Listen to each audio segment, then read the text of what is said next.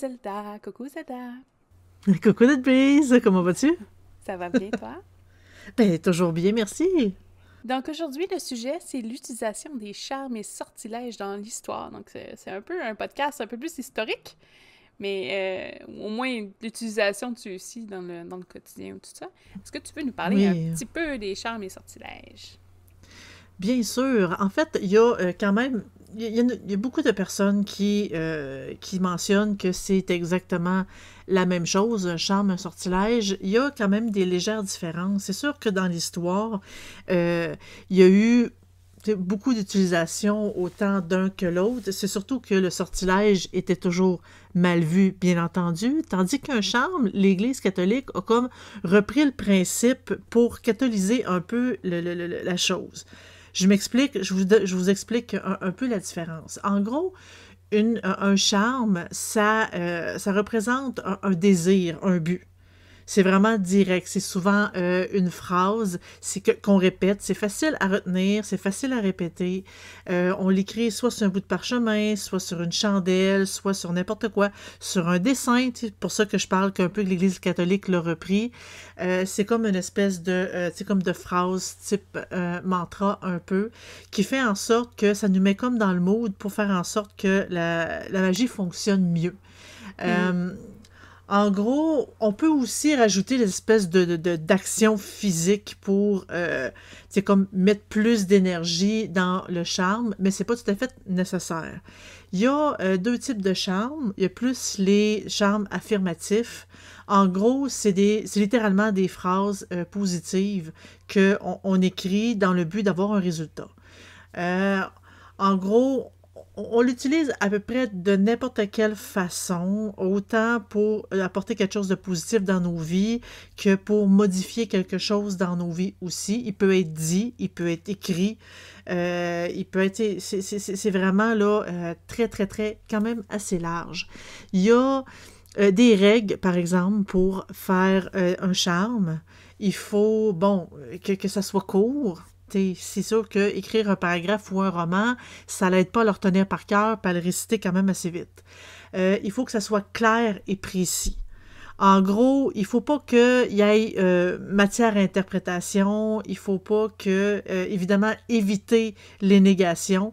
Ça, c'est quelque chose que j'ai déjà répété souvent dans les anciens podcasts ou même dans les live streams que j'ai fait, dans les vidéos. Les négations en magie ou quand on veut essayer d'accumuler de l'énergie, c'est comme si l'énergie ne comprenait pas la négation, donc ça fait juste en sorte que la magie le comprend tout croche, le comprend pas comme il faut.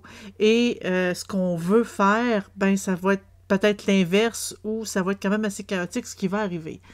Il faut être précis, dans le sens que vraiment utiliser, choisir les bons mots pour que ça soit très clair, pour que ça soit vraiment, qu'il n'y ait pas d'interprétation possible. On peut mettre des images.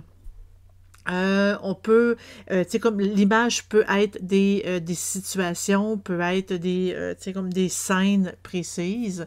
C'est vraiment selon... Puis, il faut que ça représente ce qu'on désire, ce qu'on veut. Il faut utiliser le présent, puis le présent dans le sens de comme si on l'avait déjà. Euh, Puis, il faut pas qu'il y ait de conditionnel, parce que justement, il existe déjà. Si vous voulez un exemple, bon, je suis en santé dans mon corps, dans mon esprit et dans ma tête. C'est tout. Je n'ai pas... il faut pas éviter, j'ai aucune maladie ou de blessure. Parce que Ouais, la pour pas seule qu'il y ait chose qui va aucune retenir... chance d'une mauvaise interprétation en tant que telle, là. Eh ben non, parce que là, si on parle de maladie puis de blessure, la seule chose que notre cerveau enregistre, c'est maladie puis blessure. Mais c'est pas ça qu'on Mhm. veut. On veut avoir santé, tu sais, comme, et prospérité. Hein? Comme dit Spock dans Star Trek. Euh, il faut dire aussi, garde, j'ai maintenant un travail qui est parfait pour moi. On voit c'est positif, c'est très clair et c'est au présent. Il faut pas dire je veux avoir une meilleure job. Me semble c'est comme c'est tout ça dit pas vraiment ce qu'on veut. Une meilleure job, c'est quoi? C'est-tu parce que c'est mieux payé? C'est-tu parce qu'on a de meilleures conditions? C'est-tu parce que on le sait pas, c'est pas clair. Tandis que je veux un travail qui est parfait pour moi. Là, c'est comme c'est clair, c'est vraiment c'est un travail pour moi, pour ma personnalité, pour mes besoins. Voilà. Ça, c'est les affirmations côté des charmes. Il y a aussi les incantations. Les incantations, c'est différent parce que c'est pas tout simplement une phrase, c'est comme un poème. Il y a des rimes là-dedans.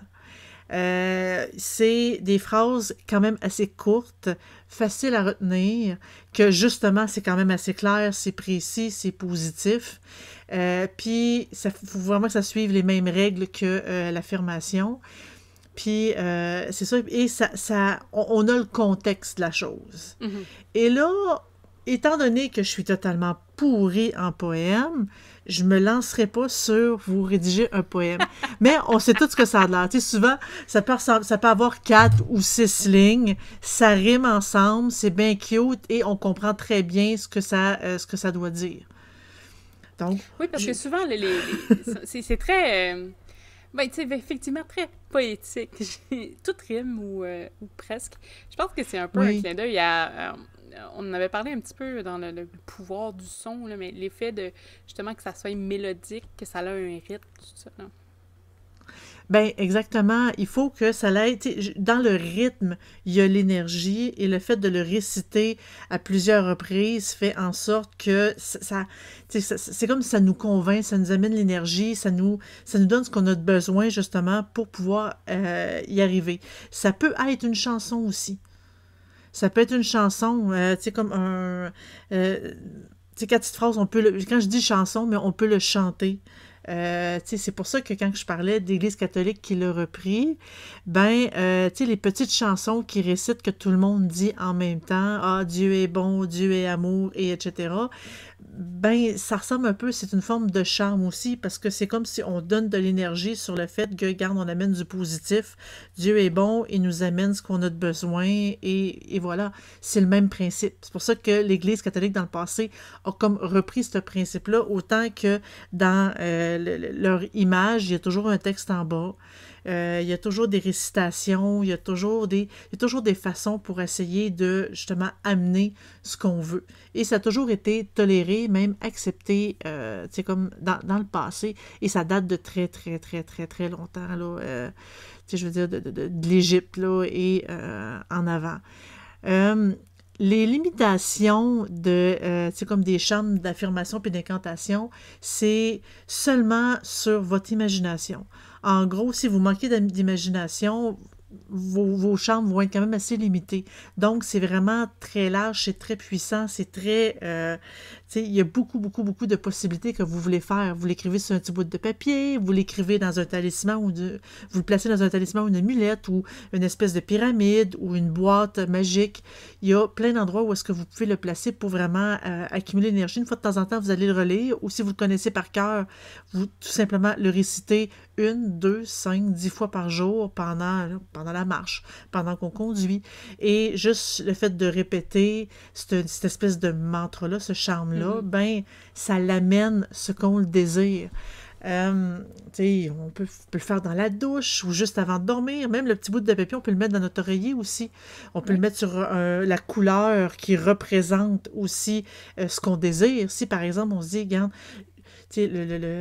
l'argent vient à moi et c'est comme il y a de l'abondance. Je donne un exemple, là, j'ai inventé ça comme ça. Ben, on peut le mettre sur une espèce de petit papier vert, on peut le mettre sur justement une forme de billet. On peut y aller vraiment d'imagination pour essayer de symboliser ce qu'on veut rechercher et on peut aller chercher dans des correspondances aussi. Si on veut mettre un peu d'odeur à notre papier, si on veut, tu sais, on peut y aller quand même assez large, le décorer, être créatif. Donc, ça, c'est ce qu'on considère comme un charme. Un sortilège, ça ressemble beaucoup, mais c'est légèrement différent. En gros, c'est une formule, dite ou écrite, qui est un acte de magie, qui a une intention claire de causer ou d'influencer le cours des événements. On veut modifier quelque chose dans notre vie, on veut pas juste apporter quelque chose dans nos vies, on veut pas juste comme attirer quelque chose, on veut modifier quelque chose.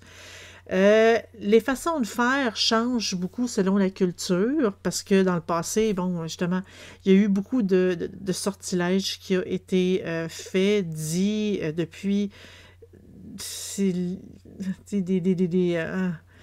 des temps ancestraux, j'irais jusqu'à dire. Puis ça change d'une culture à l'autre. C'est vraiment très, très, très différent d'une croyance à l'autre.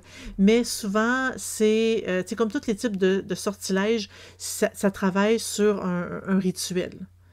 En gros, ça ressemble beaucoup à une forme de prière que dans un rituel, on demande à un dieu, une déesse, à une entité, à comme une créature quelconque, quelque chose de précis qui, comme nous, on va visualiser le but, ce désir-là, et en faisant des mouvements rituels, ou littéralement en faisant un rituel avec des chandelles et tout, avec des mouvements précis, la répétition et tout, ça va projeter notre désir, et l'invocation que ça va faire, ça va, comme les esprits, les dieux, puis toutes les formes de force, va comme être attirés puis nous aider.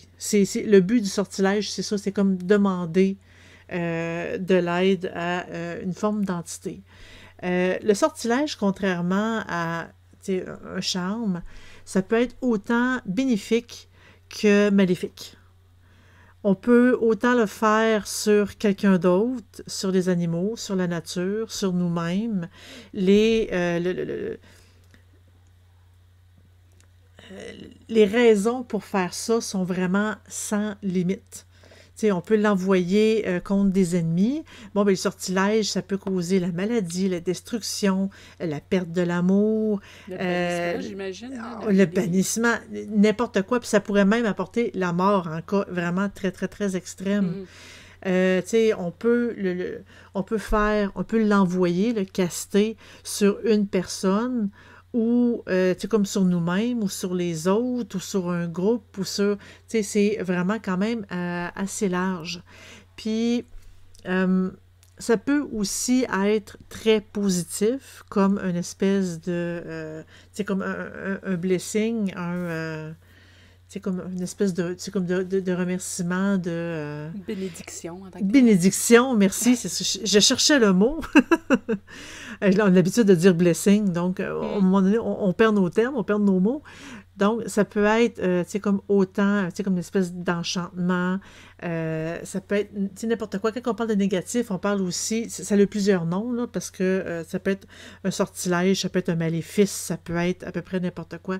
Tandis que quand on parle de bénéfique, ben ça devient justement comme une bénédiction, on envoie quelque chose de bien. Mais sortilège en tant que tel, dans l'histoire, l'Église catholique a vraiment a mis beaucoup de négatifs dans ce mot-là, parce que c'était vraiment littéralement en guerre contre les sorcières. Donc, quand on fait un rituel avec avec une espèce de récitation du sortilège, en gros, le rituel en tant que tel aide à prendre l'énergie, à concentrer l'énergie, parce que nous, on va la visualiser, évidemment. Puis, avec tout ce qu'on va faire pendant le rituel, ça va permettre de l'envoyer au but, de l'envoyer aux dieux, par exemple, pour qu'eux, ensuite, ils puissent nous donner ce qu'on veut. Que le sortilège soit couronné de succès, en gros. Donc, ça peut être des mots, ça peut être des chants, des chansons, des mouvements, l'utilisation d'objets aussi, comme des effigies, des poupées, comme des poupées vaudou, des espèces de cordes pour faire des nœuds, ça peut être des chandelles, des cheveux, des ongles, des rognures d'ongles, peut faciliter aussi l'envoi de sortilèges. Parce que, étant donné que c'est comme tout un rituel, on se sert de tout ce qui est rituelique, de tout le contexte, la façon de faire, tous les items nécessaires. Le sortilège en tant que tel, c'est vraiment ce que les mots qu'on dit. Et encore là, on peut être aussi très imaginatif sur le sortilège qu'on veut faire. Évidemment, il faut faire très attention sur les mots utilisés. Il faut faire très attention sur quel dieu, déesse ou entité appeler pour faire fonctionner notre sortilège aussi. On peut le prendre de quelqu'un d'autre dans un livre, mais le créer ne pose vraiment aucun problème. Aujourd'hui, les sortilèges sont faits surtout dans un cercle magique. Parce que, bien évidemment, à chaque fois qu'on fait un rituel, c'est toujours très, très, très préférable de le faire dans un cercle magique. Donc, les sortilèges se font aussi. Euh, tu sais, c'est vraiment la différence entre les deux. Je veux juste mettre une parenthèse là-dedans, parce que le fait de réciter régulièrement un poème, un texte ou une chanson, ça fait pas en sorte que ce qu'on dit devient magique puis va se réaliser. Il doit avoir une intention en arrière de ça. Il doit avoir une intention dans notre récitation, dans notre poème, dans notre texte, dans notre chanson. On doit le vouloir, on doit le sentir, on doit se concentrer dessus, on doit le visualiser aussi pour que le but qu'on veut obtenir il soit atteignable, pour qu'on puisse l'avoir. Comme je vivrai dans l'abondance et comme l'argent ne me manquera pas. Non, ça c'est négatif, je ne peux pas dire ça. Je vivrai dans l'abondance et mon compte sera rempli d'argent. Là, c'est très positif. Si Puis là, il faut même que je là, me de l'argent, concentre ça pourrait dessus. être les métaux, comme ça pourrait être. Eh ben oui, hein, ça peut être des... Il faut faire attention, tu sais, dans les mots qu'on choisit. Là, j'ai inventé de quoi à peu près comme Oui. ça. Mais ce que je veux dire là-dedans, c'est qu'il faut vraiment y aller. Faut avoir de l'intention, il faut se concentrer, il faut visualiser le but, il faut visualiser cette espèce de charme-là, ce mantra-là, pour qu'il puisse apporter quelque chose. Donc, le fait de toujours chanter la même chanson ou de toujours réciter le même poème fait pas en sorte que ça devient soudainement magique. C'est loin de là, pas du tout. Des charmes aussi, on en voit dans d'autres cultures. Là. J'imagine, Oui. par exemple, en Chine, là, il y a des espèces de médaillons d'or avec un cordage rouge qui sont souvent des charmes financiers. On en voit souvent, souvent, souvent. C'est des choses qui sont restées au niveau de l'histoire, en tout cas de leur histoire à eux. J'imagine que les Japonais ont une équivalence à ça. Des fois, c'est dans les parchemins, tout ça, il y a vraiment une écriture spéciale pour ça. Je n'irai pas en profondeur Mm. parce que j'ai pas fait de recherche là-dessus, mais... Mais mais regarde, tu le dis toi-même, c'est un parchemin avec d'écriture dessus, avec un Mhm. symbole, avec une écriture, ça peut être un dessin, ça peut être n'importe quoi, mais tout ça représente quelque chose et c'est ça qui fait en sorte que c'est un charme. Oui, exactement. Puis bon, quant au symbole chinois en tant que tel, là, je pense que ça s'appelle vraiment des Lucky Charms. Donc, c'est toutes des espèces de porte-bonheur à eux. Mm. Donc, on les voit de couleur or et rouge parce que, bon, c'est ce qui les représente, mais on en a plein ici, là, des symboles de porte-bonheur et donc des petits charmes. Vous pouvez facilement faire des charmes avec. Euh, J'aurais peut-être tendance à... Je sais pas, peut-être comme un trèfle ici, ce serait peut-être plus un Oui. symbole de... après, vous pouvez peut-être le Ben, réutiliser pour créer quelque chose aussi. c'est en fait, par exemple, un trèfle à quatre feuilles, c'est un symbole de chance. Le fait d'en trouver un, de le cueillir et de le porter, on se concentre sur, hey, j'en ai trouvé un, il est là, il est à moi, donc maintenant, il est comme, il me protège, il m'apporte chance. Mhm. C'est un symbole, c'est comme une espèce de dessin, mais ça reste que le symbole est là, l'interprétation est là, la symbolique est là, et oui, ça fait aussi office de charme. J'essaye de penser à... Il y a un truc, mais j'ai pas le nom, ça m'échappe. Ah, des sigils! Je pense que les sigils aussi Oui, pourraient rentrer dans la définition. En tout cas, être utilisés pour autant le charme, peut-être même les sortilèges, si ça peut. oui. Ben, je dirais qu'un sigil, c'est plus un charme qu'un sortilège parce que c'est souvent un dessin concret avec une phrase. Ça, éventuellement, je vais peut-être en parler en live stream, mais on écrit une phrase, on élimine les lettres redondantes et avec les lettres qui restent, on les superpose pour faire une espèce de dessin, pour faire une espèce de forme géométrique quelconque. Et ça, soudainement, ça devient un sigil qui représente la phrase qu'on a écrite au départ. Donc, la phrase qui est le charme, tu sais, comme on crée une image, on crée un dessin qu'on place, par exemple, sur une pierre, qu'on place sur une feuille de papier, sur une boîte, sur n'importe quoi. Puis, ce sigil-là représente vraiment, parce que nous, en le dessinant, le sigil, on y a mis de l'intention, on y a mis de l'énergie. Mhm. Et ce sigil-là a cette intention-là, a cette énergie-là. Donc, oui, un sigil est considéré comme un charme aussi. Et est-ce que tu avais des notions dans l'histoire ou des trucs qui pourraient être reliés à tous des sortilèges? Je sais que tantôt, tu as mentionné des objets, par exemple, des bouts d'ongles, tout ça, des bouts de cheveux. À noter Oui, pour les sortilèges en tant que tel, là, on en a parlé un peu plus en détail dans le podcast et aussi sur la fiche, j'imagine, concernant la sorcellerie russe. C'est quelque chose qui ressort énormément, mais qui était quand même assez bien défini en tant que tel, le lien que ça fait entre un morceau d'humain en tant que tel qui est attaché à son émetteur énergétique de base, donc la personne qui le représente, même oui, s'il est détaché et à longue distance. Donc, ce serait pour ça que les sortilèges ont une portée sur votre victime en tant que telle. Euh, exact.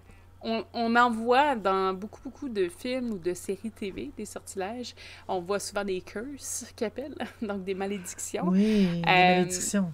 Tu sais, il y en a beaucoup, beaucoup, beaucoup. Un film que j'aime beaucoup citer, ce serait Amour et magie, donc Practical Oui, Magic, où Practical justement, Magic. elle fait un appel avec un petit mélange maison qu'elle fait d'herbes bon, ben justement, elle appelle l'amour, là, en tant que tel, pour qu'un jour ça arrive.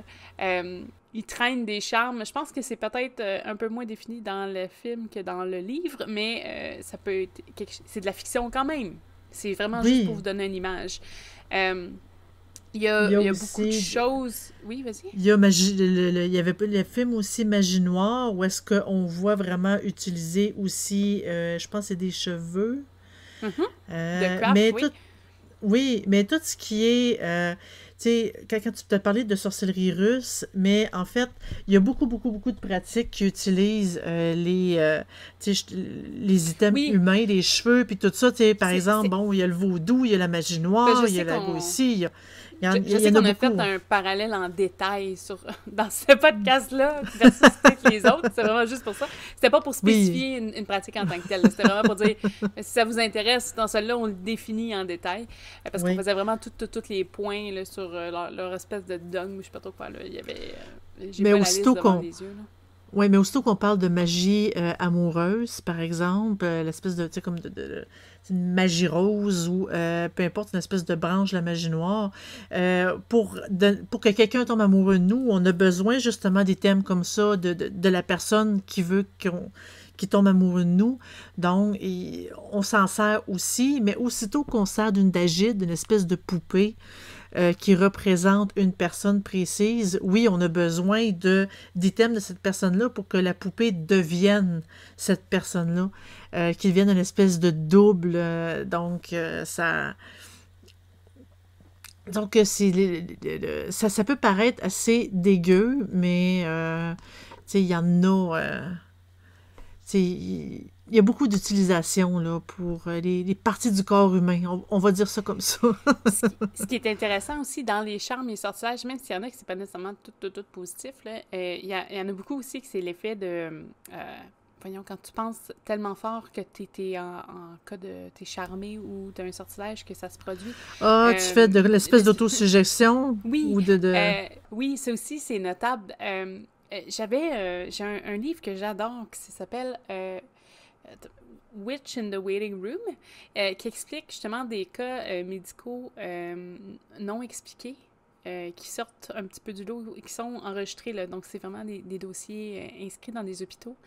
Et souvent, il y en a qui disaient qu'ils avaient été, par exemple, se sont fait ensorceler par des prêtres vaudous, puis ils étaient tellement certains qu'ils étaient malades à cause d'une pratique ésotérique qu'ils l'étaient, jusqu'à Hmm. certains cas, même jusqu'à allant la mort. Puis souvent, ils devaient faire un peu des tours de passe-passe pour essayer pas de déconnecter le cerveau à penser qu'il est charmé, mais un peu. Puis souvent, les personnes n'étaient pas réellement envoûtées. Ils se sont vraiment auto-conditionnés à ça. Ouais. Donc, même un charme qui peut être anodin, qui peut être non actif en tant que tel, peut avoir son effet aussi. Donc, c'est aussi intéressant. C'est pas quelque chose qu'on parle souvent dans les autres parce qu'on parle souvent des trucs qui fonctionnent, mais même les trucs qui, bon, ne fonctionneraient pas peuvent créer un espèce d'effet de D'effet panique chez des gens. placebo. Un effet Ouais. placebo parce que souvent, le problème, c'est pas vraiment, ça dépend dans quelle situation que vous êtes. les gens vont voir, par exemple, je sais pas, j'ai l'impression que Zelda m'a envoyé un mauvais sort. OK? Bon, ben, tout ce que je vais vivre, je sais que c'est pas vrai, mais on se met dans un contexte. Tout ce que je vais vivre, je sais pas, moi, il y a un oiseau qui se frappe à ma fenêtre, il meurt de chez moi, parce que ça arrive souvent, de la façon que mes fenêtres sont disposées avec des arbres. Ben, au lieu de penser que, oui, normalement, c'est comme ça que ça se produit, ça va être genre, oh mon Dieu, c'est parce que j'ai été elle m'a envoyé un sort. Elle m'envoie un sort, puis là, c'est en train de m'avertir ou de marcher. Donc là, je commence à avoir des morts. Et là, vous allez remarquer plein de choses qui vont faire en sorte que vous allez vous ancrer dans ce sortilège-là. Des choses totalement anodines, non? Oui, même si Zelda n'a pas nécessairement fait un sort, ben vous allez l'auto-conditionner. Donc ça aussi, c'est intéressant à penser et à réfléchir quand vous pensez être pris au piège avec un sortilège et victime d'un sort. Il faut garder en tête cette espèce d'idée-là de ben peut-être que non, peut-être que si, aller chercher, voir est-ce que c'est parce que dans mon cerveau, je suis tellement panique que je m'en vais trouver toutes des raisons pas possibles en tant que telles. Parce qu'il y en a qui vont se faire des idées, puis là, ça peut être aussi dangereux à ce niveau-là. Mais bon, c'est des choses qui peuvent arriver, mais c'est important de le savoir.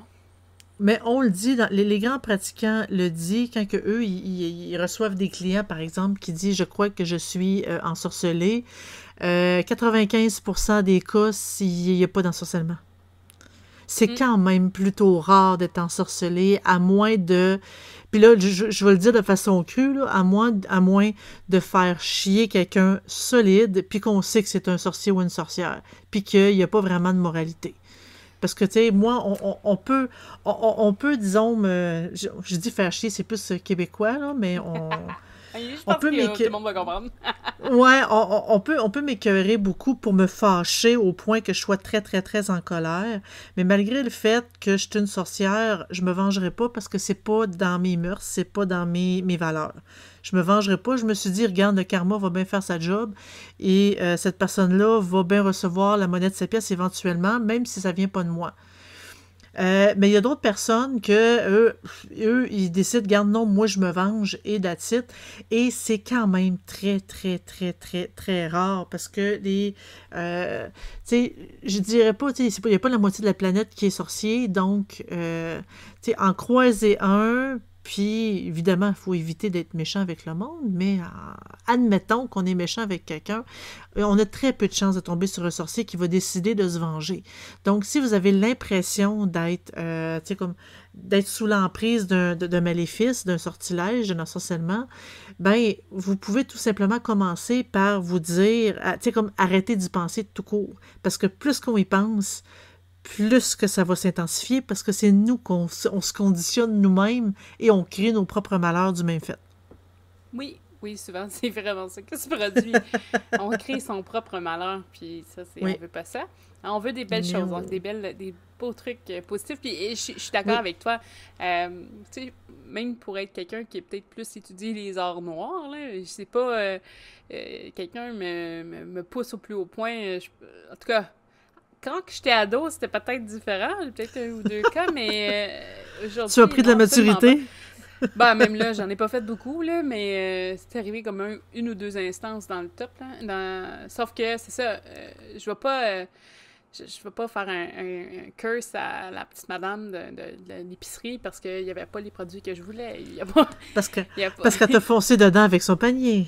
Non, c'est ça. Je vais pas curse tout ce que je vois parce que, bon, je suis pas d'accord. Des frustrations, il y en a dans la vie tout le temps. Fait que déjà là... Ben oui, c'est normal. C'est pas tout le monde. Puis il y en a qui vont le faire, là, fâcher, puis en tout cas aller peut-être un peu trop loin à chaque fois. Mais ça, c'est leur truc, puis c'est correct, là. Je veux dire, chacun défend sa paroisse en tant que tel. Mais les probabilités sont quand même assez faibles. Fait que même des gens qui sont plus portés vers les arts, entre guillemets, dits noirs, on va dire ça comme ça, sont pas nécessairement en train d'ensorceler tout le monde non plus. Donc, vous devriez bien vous en sortir.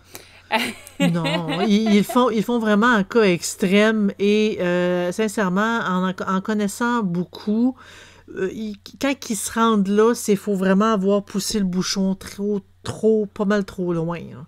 Mais c'est quand même assez rare. Là. Sur ça, je pense qu'on a fait le tour du sujet qu'on voulait apporter avec les charmes et sortilèges. Si jamais vous avez des questions, vous pouvez toujours aller sur le site de sorcellerie.net.